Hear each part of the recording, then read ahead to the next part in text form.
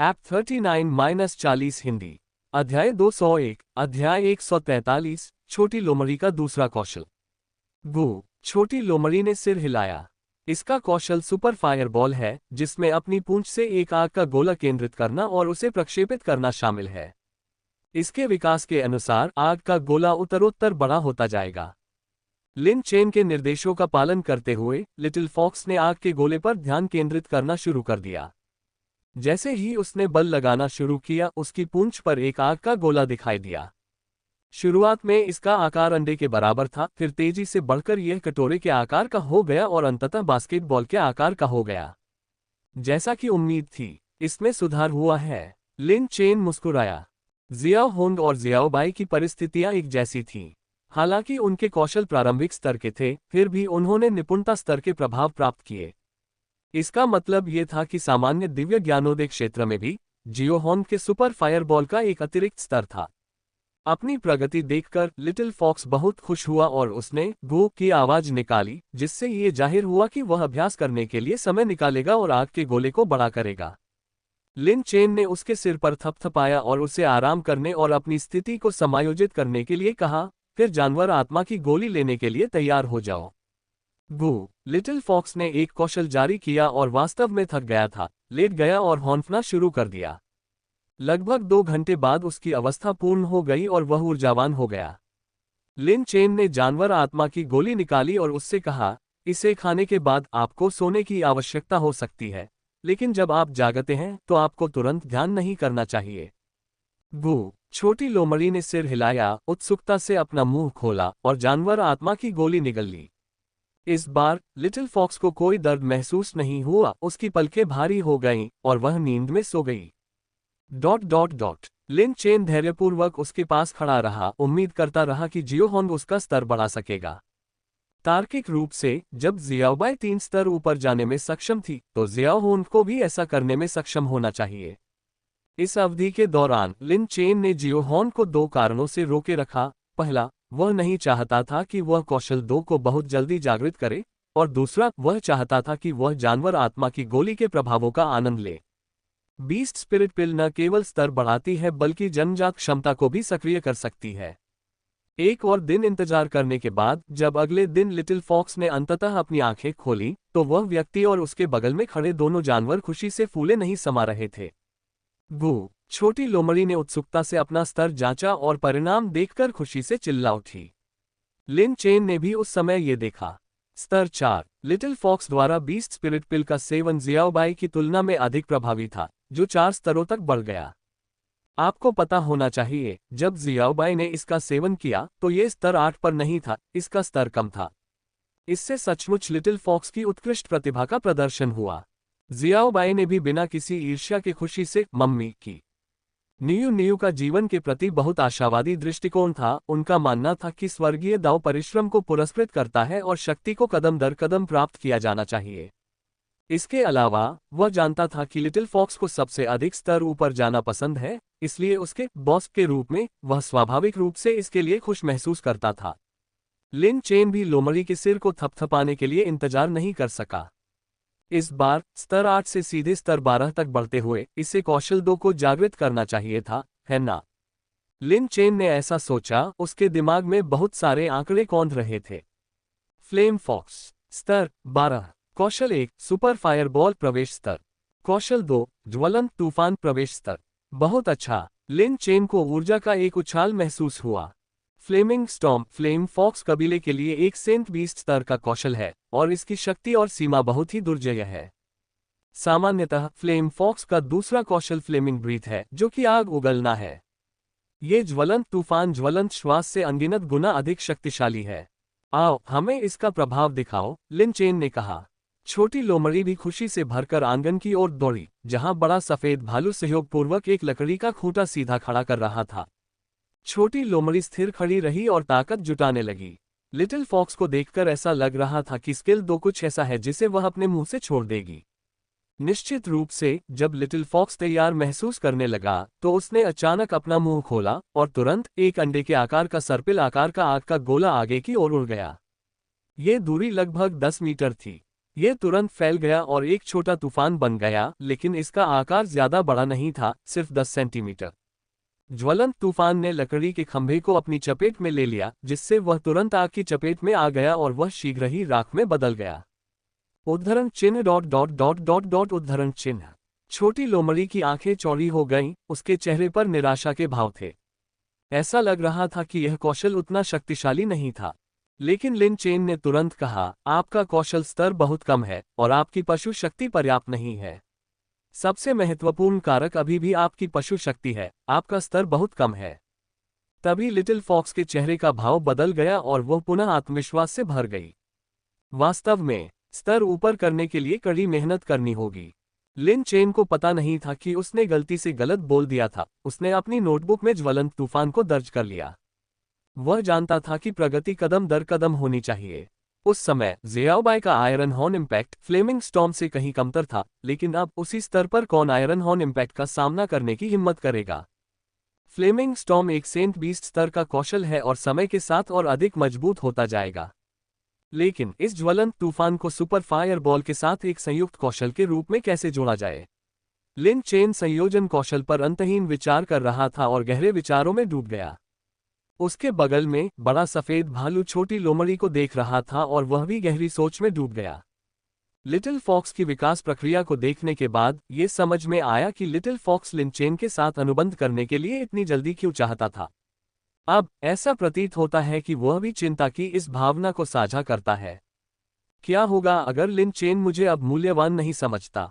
उस समय big white beer वास्तव में लिन चेन के साथ तुरंत एक अनुबंध बनाना चाहता था। Dot dot dot dot. अगले कुछ दिनों में लिन चेन ने छोटी लोमड़ी को किसी भी परिस्थिति में ध्यान या स्तर बढ़ाने का आदेश नहीं दिया। बेकार बिग व्हाइट बेयर ने इस कार्य को अपने ऊपर ले लिया और वह इसका पर्यवेक्षक बन गया। गू छोटी लोमड़ी मेहनती थी, उसने लिन चेन की सलाह का पालन किया और लगन से अपने कौशल का प्रशिक्षण लिया। लेकिन कभी कभी जब प्रशिक्षण थका देने वाला हो जाता था तो थोड़ा ध्यान करने की भी इच्छा होती थी।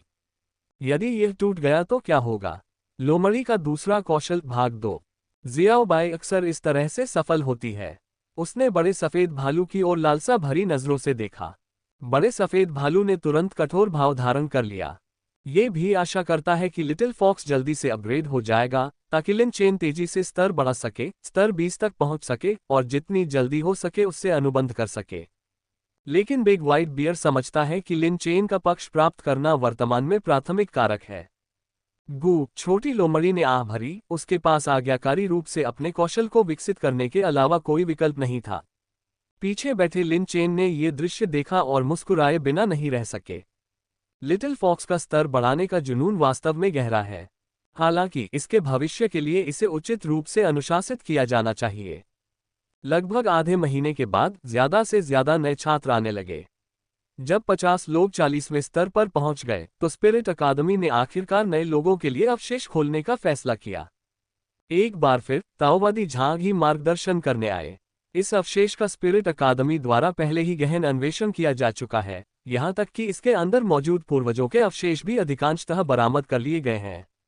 ये सुनकर नीचे बैठे छात्रों की पुतलियां कुछ धीमी पड़ गईं। अवशेषों के बरामद होने का अर्थ है कि खजाने को भी अधिकांशतः पुनः प्राप्त कर लिया गया है। जहां तक खजानों की बात है, हमने केवल कुछ दुर्लभ खजानों को ही एकत्र किया है। उनमें से कई को जानबूझकर अप्राप्य छोड़ दिया गया था और यह अवशेष काफी बड़ा है, इसलिए इसमें अभी भी कुछ छूट हो सकती है।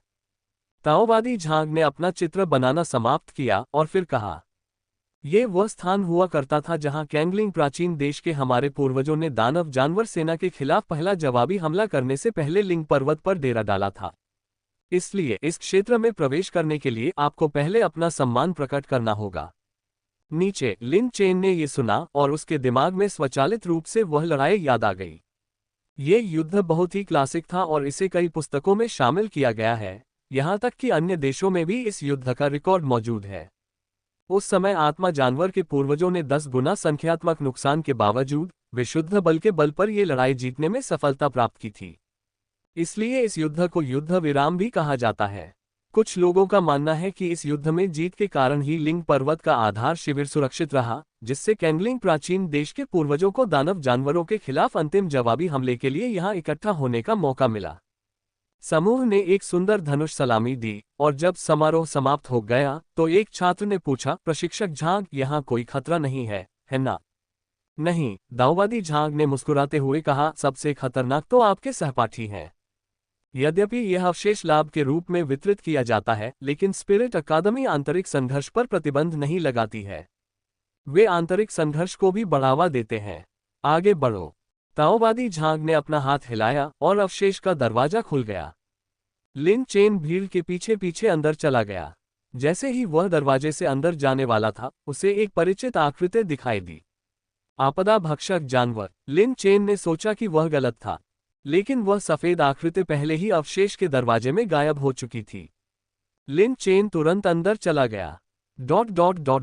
जब लिन चेन को लगा कि वह किसी दूसरे स्थान पर पहुंच गया है, तो उसने अपनी आंखें खोलने से पहले एक अजीब सी आवाज सुनी और ज़ियाओबाई ने तुरंत मुंह कहकर चेतावनी दी। लिन चेन ने सोचा, क्या कोई उसके प्रवेश करते ही उसके विरुद्ध कार्रवाई करने के लिए इतना उत्सुक था? अपनी आंखें खोलते ही लिन चेन कुछ हद तक स्तब्ध रह गया। जो उसके सामने आया वह कोई छात्र नहीं था, लेकिन एक राक्षस जानवर। नहीं, क्या उन्होंने यह नहीं कहा कि कोई खतरा नहीं है? दानव जानवर एक सुअर दानव था, स्तर में बहुत अधिक नहीं, केवल स्तर 15। ज़ियाओबाई उसे सींगों से मार डालने ही वाला था कि तभी छोटी लोमड़ी उत्साह से आगे बढ़ी, ये संकेत देते हुए कि वह उससे निपट लेगी। हालांकि यह केवल स्तर 12 था, लेकिन ज़ियाओबाई की लगातार स्तरों को पार करने की क्षमता को देखकर उसे विश्वास हो गया कि वह भी ऐसा कर सकता है। ज़ियाओबाई ने लिन चेन की ओर देखा और उसने सिर हिलाया। छोटी लोमड़ी ने देखा कि लिन चेन को भी उस पर भरोसा है, और इसलिए उसने कूकने जैसी आवाज निकाली, जिससे पता चला कि वह अपनी पूरी कोशिश करेगी। लिन चेन बस हल्के से हंसे। उसे छोटी लोमड़ी पर कोई भरोसा नहीं था। यद्यपि छोटी लोमड़ी पर्याप्त परिश्रमी थी, फिर भी उसकी वर्तमान शक्ति अभी भी कमजोर थी। लिन चेन ने इस बात पर सहमति जताई कि उन्हें उम्मीद थी कि उसे समाज के कठोर सबक का सामना करना पड़ेगा। ज़ियाओबाई के स्तर को देखते हुए सुअर दानव अंततः जाग गया और भागने की कोशिश की। छोटी लोमड़ी ने अपनी लोमड़ी की पूंछ हिलाई और तुरंत एक सुपर फायरबॉल बाहर निकाल दिया। सुअर दानव तेज नहीं था, लेकिन छोटी लोमड़ी की सुपर फायरबॉल उससे भी धीमी थी। आखिरकार ये तो केवल प्रवेश स्तर का ही था। सुअर दानव को रोक दिया गया। उसने पीछे मुड़कर छोटी लोमड़ी की ओर देखा और उसे समतल देखकर अचानक क्रोधित हो गया। क्या स्तर 12 के एक आत्मा जानवर ने उसका रास्ता रोकने का साहस किया? सुअर दानव ने जोर से जमीन पर पड़ी धूल को नोचा और फिर आगे बढ़ गया। छोटी लोमड़ी बिना किसी जल्दबाजी के पुनः आगे बढ़ी। ज्वलंत तूफान के निम्न संस्करण के साथ इसने अंततः प्रतिद्वंद्वी का मार्ग अवरुद्ध कर दिया।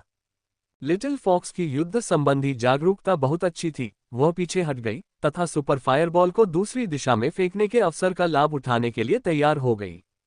ये देखकर लिन चेन प्रसन्नता से भर गया।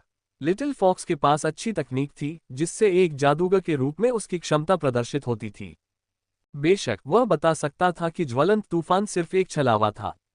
दूसरा सुपर फायर बॉल प्रकट हुआ और सुअर दानव उसे चकमा नहीं दे सका और सीधे उससे भिड़ गया। तुरंत ही एक बड़ी सुअर की चीख सुनाई दी। छोटी लोमड़ी ने सोचा कि प्रतिद्वंद्वी गंभीर रूप से घायल हो गया है और वह बहुत खुश हुई। वास्तव में उसने आगे बढ़कर अपनी सारी पशु शक्ति का प्रयोग किया और पूरी ताकत से हमला कर दिया। अप्रत्याशित रूप से सुअर दानव दहाड़ा, उसकी त्वचा तुरंत कठोर हो गई, आश्चर्यजनक रूप से ज्वलंत तूफान को तोड़ते हुए, और छोटी लोमड़ी पर हमला किया। जब छोटी लोमड़ी ने यह देखा तो वह डर गई। आखिरकार ये स्वाभाविक रूप से डरपोक था। ज़ियाओबाई अभिनय करना चाहती थी, लेकिन लिन चेन ने उसे रोक दिया।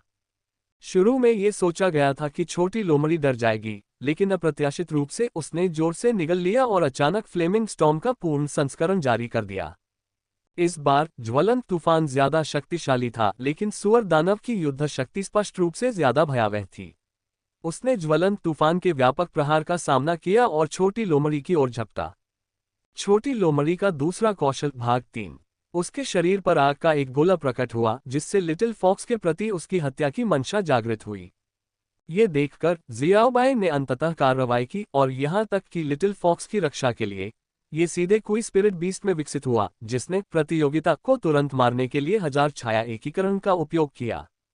एक सुअर का सिर छोटी लोमड़ी के सामने गिरा, जिससे धूल का एक बादल उठा। छोटी लोमड़ी थोड़ी स्तब्ध थी। जब तक जियाओबाई उसके पास नहीं आई तब तक वह वहीं खड़ी रही और अंततः उसके पैरों ने जवाब दे दिया।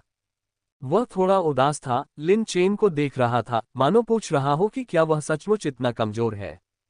लिन चेन ने तुरंत कहा, यदि एक मजबूत व्यक्ति को एक दिन में प्रशिक्षित किया जा सकता तो जियाओबाई को इतना कष्ट नहीं सहना पड़ता और जियाओ ही इस स्थिति में नहीं पहुंचती। जियो होंग, तुम्हें याद रखना चाहिए, कुछ मजबूत लोग ऐसे ही पैदा होते हैं, जबकि कुछ कमजोरी से परिवर्तन के माध्यम से मजबूत बनते हैं।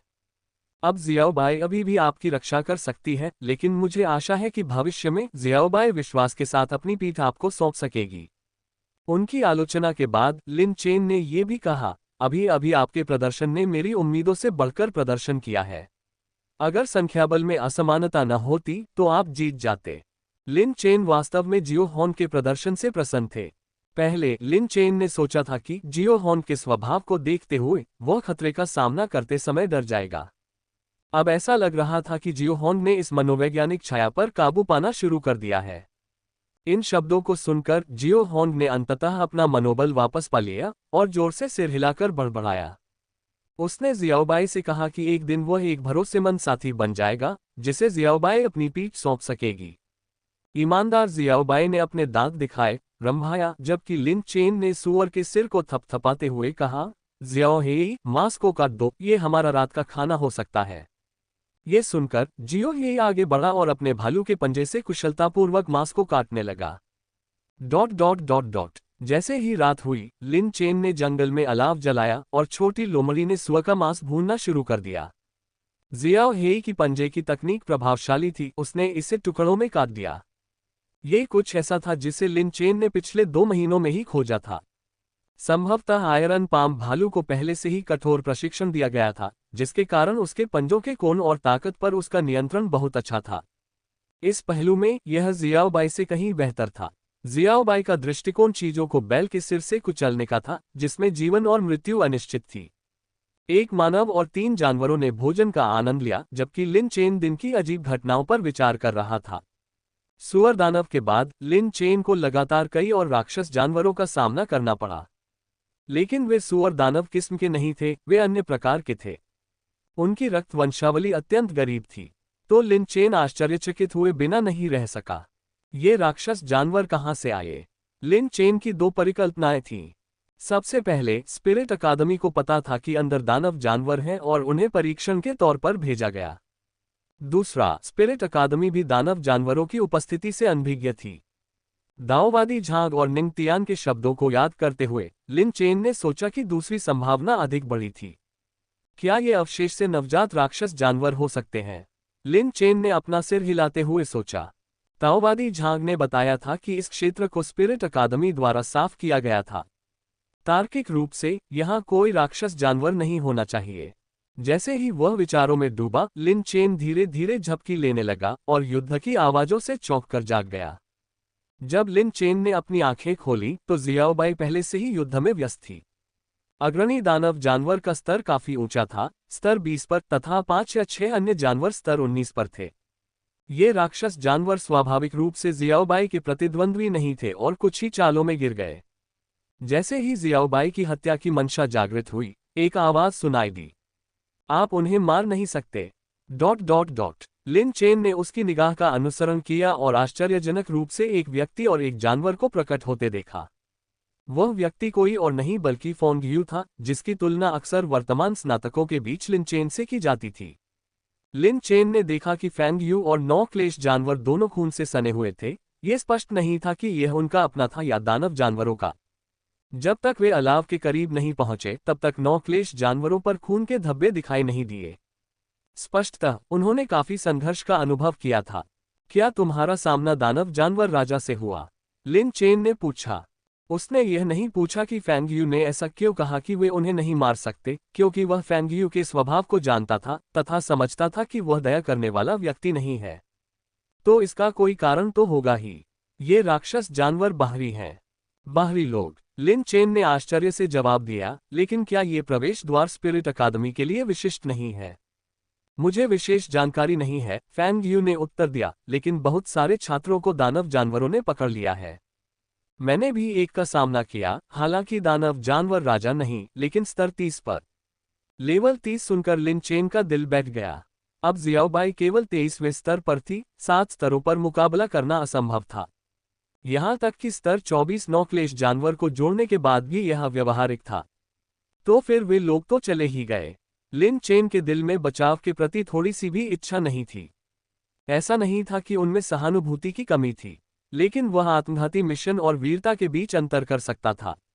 यदि वीरता का कोई अवसर सामने आता तो लिन चेन उसे एक बार जब्त करने में कोई आपत्ति नहीं करता।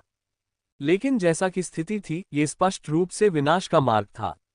अंतरिक्ष कानून, अमर जानवर, यूनिकॉर्न। ऐसा नहीं होना चाहिए।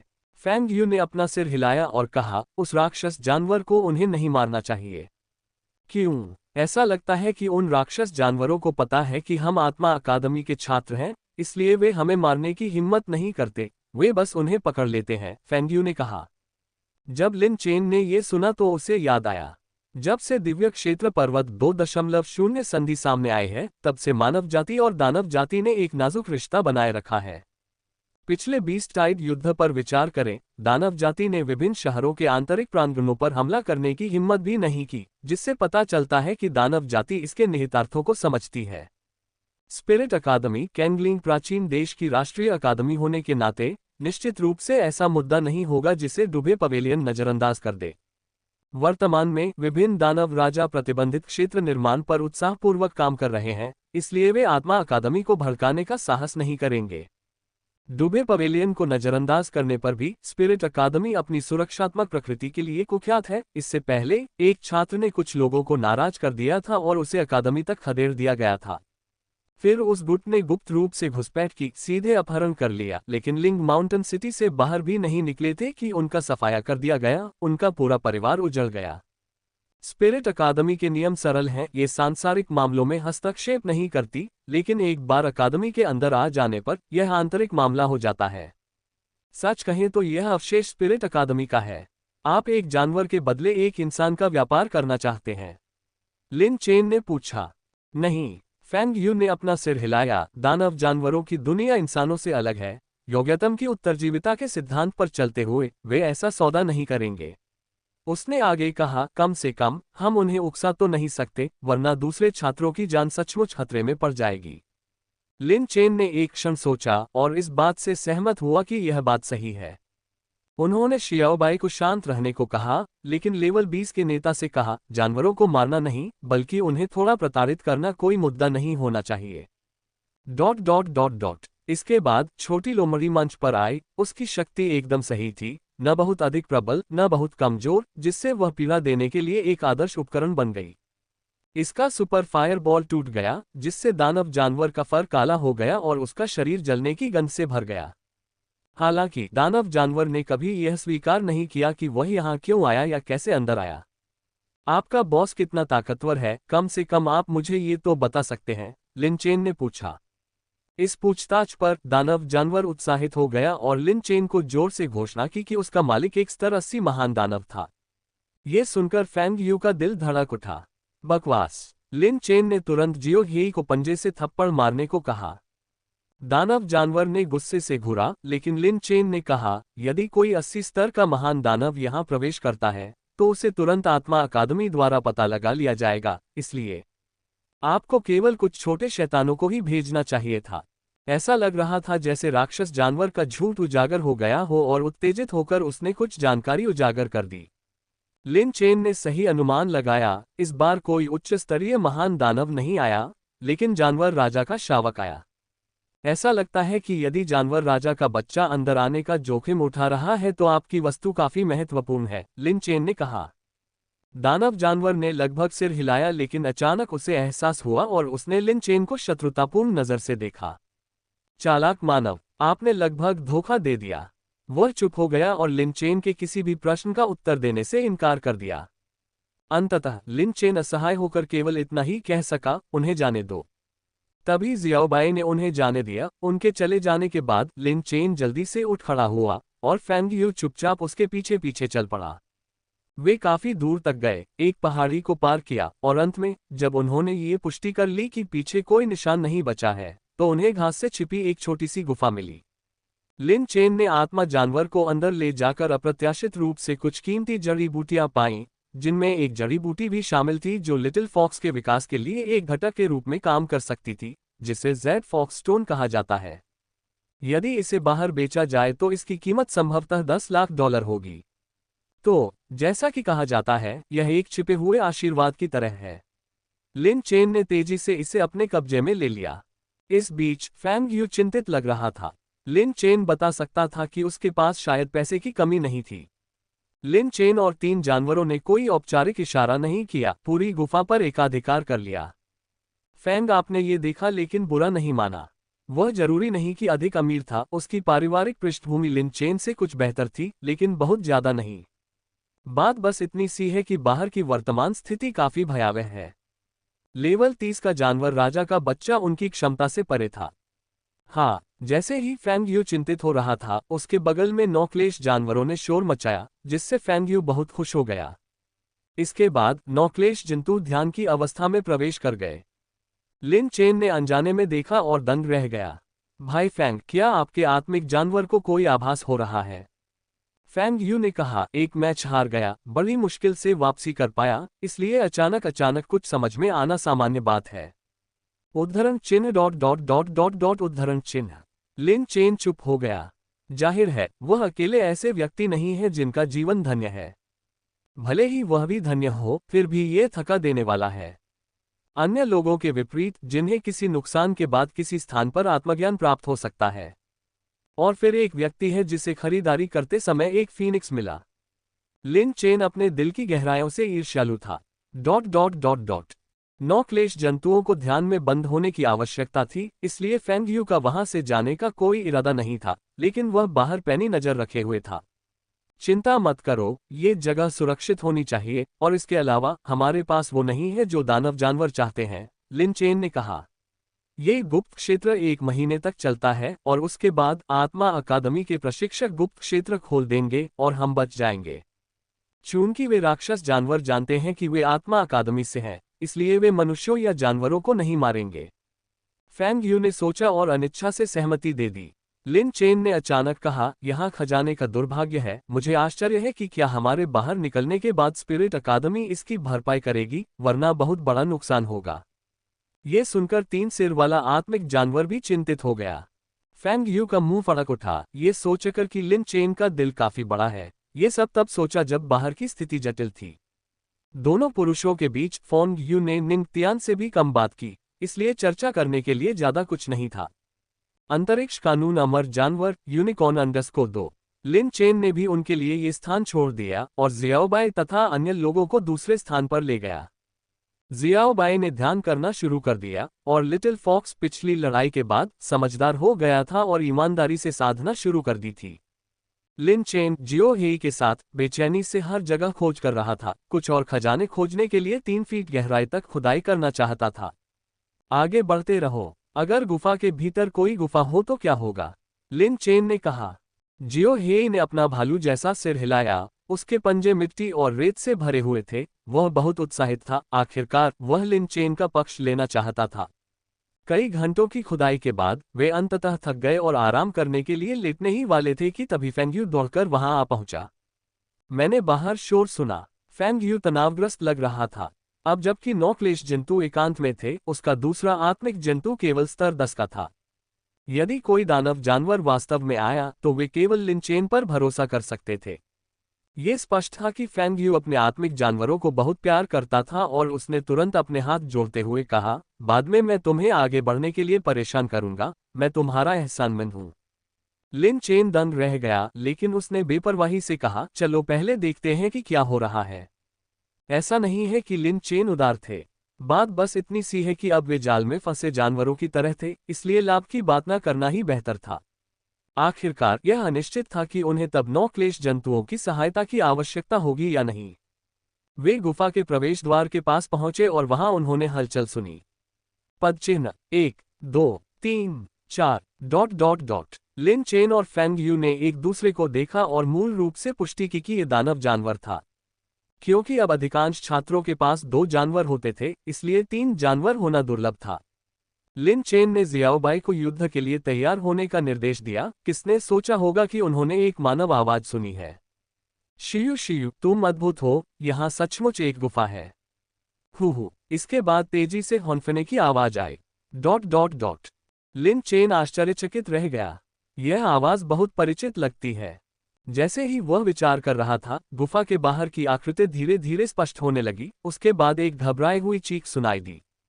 आह! जो व्यक्ति अंदर आया उसका नाम बाई लिंग था।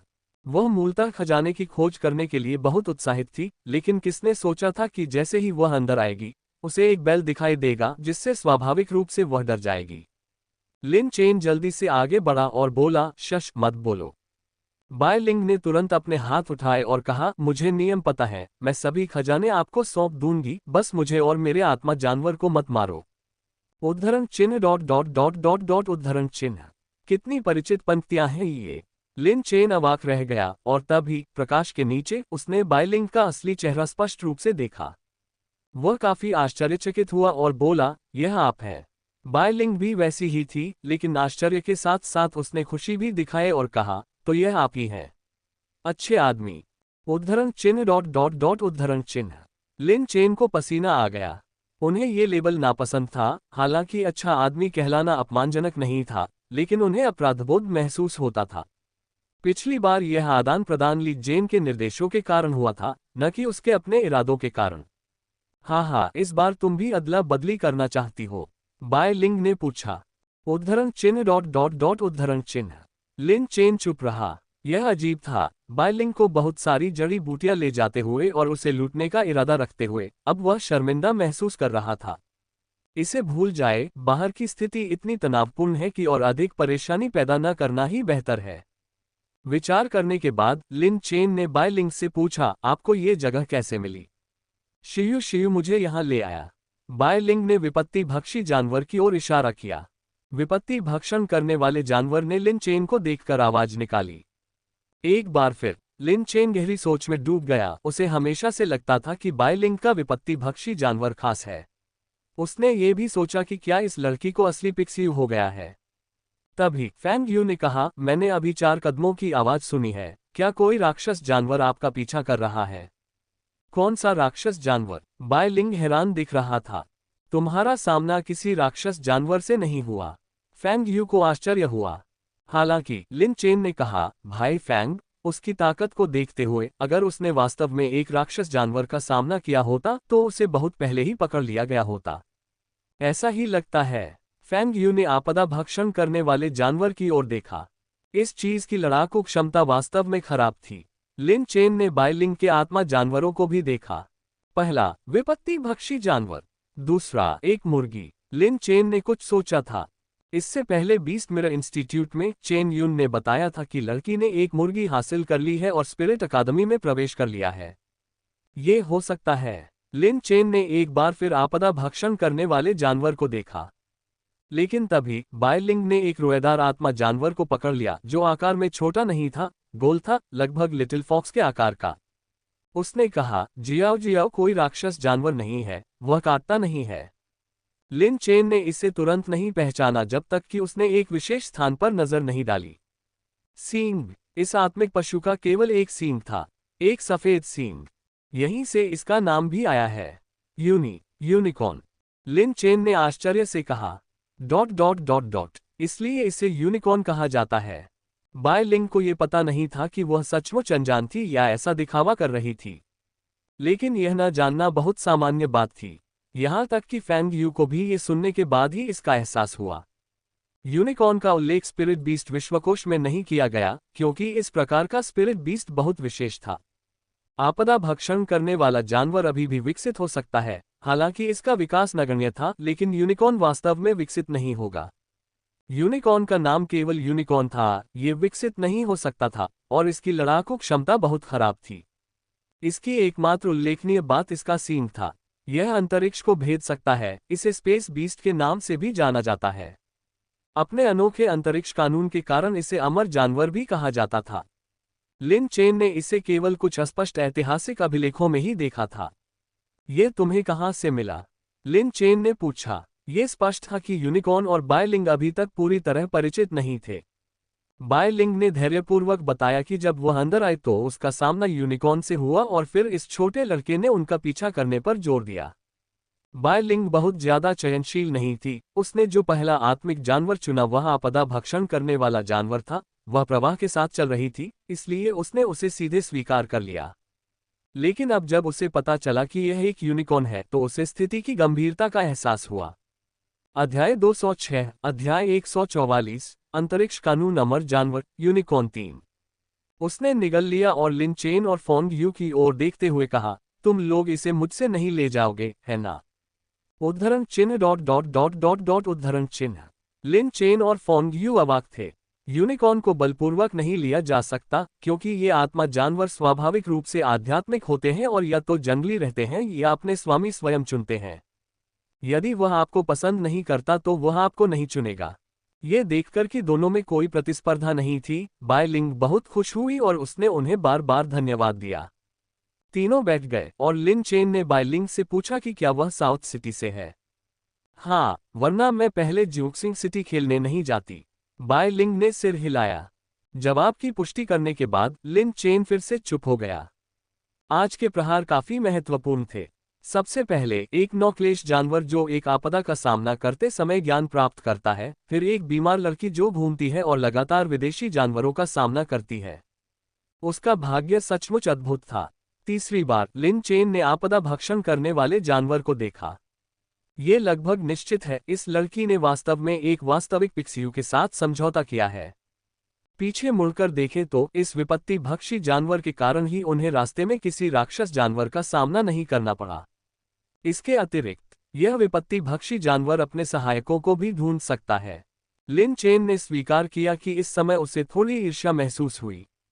हालांकि विचार करने के बाद उन्होंने फोंग यू से कहा, अब हम मामला सुलझा सकते हैं। मैंने भी इसके बारे में सोचा था। फेंग यू ने भी इसे समझते हुए एक व्यंग्यात्मक मुस्कान दी। राक्षस जानवर अंदर कैसे आए और वे क्या ढूंढ रहे हैं? इसका उत्तर इस यूनिकॉर्न में निहित है। Dot dot dot dot. स्पष्टतः इस यूनिकॉर्न का राक्षस जानवरों द्वारा पीछा किया गया था, फिर वह उन सभी राक्षस जानवरों को अपने साथ लेकर यहां भाग आया। लेकिन दानव पशु राजा को शायद पता था कि यह आत्मा अकादमी है, इसलिए उसने व्यक्तिगत रूप से प्रवेश नहीं किया और इसके बजाय दानव पशु राजा के शावक को जोखिम उठाकर अंदर आने दिया। क्योंकि कोई भी युग हो, एक बार प्रकट होने के बाद यूनिकॉर्न की हमेशा अत्यधिक मांग रहती है, क्योंकि अंतरिक्ष प्रकार के स्पिरिट बीस्ट्स अत्यंत दुर्लभ हैं। यदि दानव जाति के पास ऐसा कोई आत्मिक पशु होता तो वे मानव जाति के गुप्त क्षेत्रों में स्वतंत्रतापूर्वक प्रवेश कर सकते थे। हालांकि यूनिकॉर्न अंतरिक्ष में छेद बनाने में उत्कृष्ट है, लेकिन वह केवल एक ही चाल जानता है। उसके पास आक्रमण करने का कोई कौशल नहीं है तथा उसे नियंत्रित करना बहुत आसान है। बाय लिंग ने तुरंत स्थिति की गंभीरता को समझ लिया। यूनिकॉर्न बहुत महत्वपूर्ण है और अगर उसे खोज लिया गया तो उन्हें निश्चित रूप से जानलेवा खतरों का सामना करना पड़ेगा। शियू शियू, जी जी, जियाओ जियाओ, चलो चलें। बाय लिंग तीनों आत्मिक जानवरों से बात करने के लिए पीछे मुड़ा।